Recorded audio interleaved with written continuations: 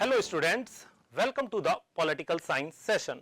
Today we will try to understand empirical and normative political theory. We will also try to understand elements of states. पर जैसा आप देख पा रहे होंगे empirical और normative theory थोड़े difficult word हैं. आज हम कोशिश करेंगे कि इनको आसान और सरल भाषा में समझें, with example समझें. But before that आइए शुरुआत करते हैं एक इंटरेस्टिंग से क्वेश्चन के साथ. आपकी स्क्रीन के ऊपर आपको एक ग्लास दिखाई दे रहा है और क्वेश्चन ये है कि हम क्या इस ग्लास को अलग अलग तरीके से डिफाइन कर सकते हैं.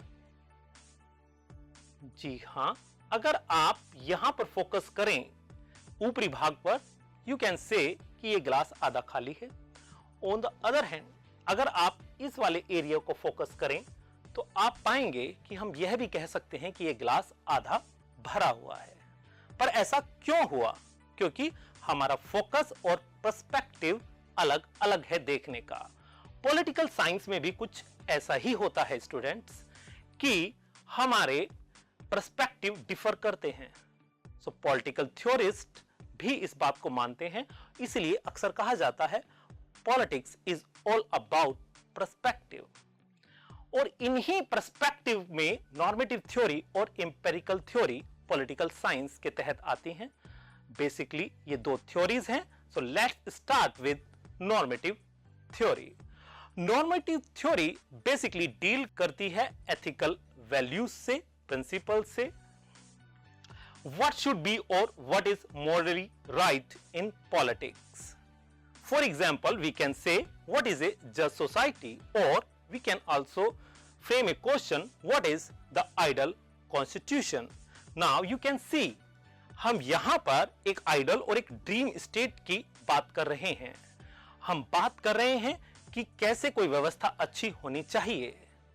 सो नॉर्मेटिव थ्योरी में बेसिकली हम डील करते हैं वैल्यू से और मोरालिटी से. लेट्स सी इंपेरिकल थ्योरी में क्या होता है. इंपेरिकल थ्योरी कहीं आधुनिक थ्योरी है और यहां पर हम कोशिश करते हैं कि स्टेट को, इंस्टीट्यूशंस को, व्यवस्था को, सिस्टम को हम डिस्क्राइब और एक्सप्लेन करें साइंटिफिक तरीकों से. तो यहां जो हमारे टूल्स होते हैं वो होते हैं observation, survey, interview, data collection, facts. Now we can see some examples of empirical theory. How do voters behave in elections. यहां पर हम किसी आइडल इलेक्शन की बात नहीं कर रहे कि कैसे वोट करना चाहिए, बट कि वो वोटर्स वोट कैसे करते हैं. Next, what factors influence policy decisions. So in empirical theory basically हम कोशिश करते हैं कि जो व्यवस्था जैसी है उसको वैसा ही समझें, रेदर देन जैसा हम नॉर्मेटिव पॉलिटिकल थ्योरी में कर रहे थे कि एक ड्रीम और एक आइडल स्टेट की कल्पना करने के. यहां हम डील करते हैं ऑब्जर्वेशन से, एक्सप्लेनेशन से. सो अगर हम इसके डिफरेंस की बात करें, so basically normative political science deals with ethical questions. On the other hand empirical political theory deals with observations and explanation. लेकिन ये ऑब्जर्वेशन, एक्सप्लेनेशन, एथिकल एस्पेक्ट्स और प्रिंसिपल्स किसके लिए? ये अक्सर होते हैं स्टेट के लिए. So today we will try to understand the elements of state. So there are four elements of states.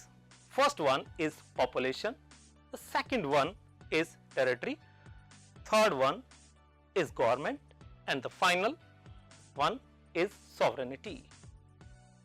So let's try to understand कि population क्यों essential और वाइटल एस्पेक्ट है.